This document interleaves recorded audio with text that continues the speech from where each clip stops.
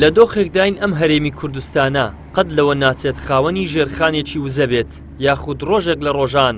نەوتی دەرهێنابێت و پاڵاوت بێتی و فرۆشت بێتی.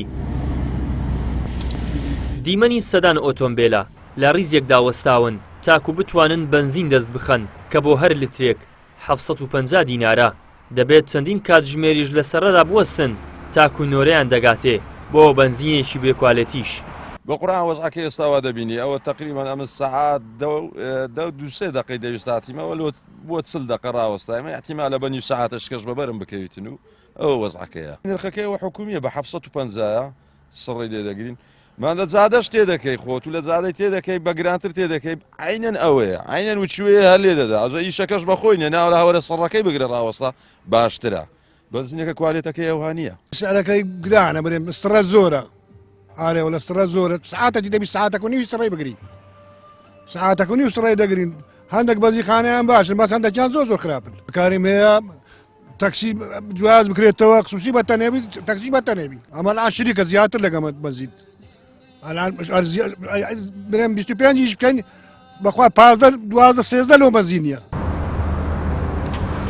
گرانی نرخی بنزین و خراپی کوالیتیەکەی هەروەها نەبوونی چاودێریەکی چاک بەسەر بازار و بازرگانی بنزینەوە تەواوی شۆفێرانی هەراسان کردووە. شۆفێرانیش دەڵێن لەم هەرێمە پڕ لە داهات و سەرچاوە سروشتیەدا پەیداکردنی بژێوی ژیان زۆر زەحمەت بووە. کێشەی بنزین گرانە بنزینەکە ئەوی حەسە بیتن ئێستا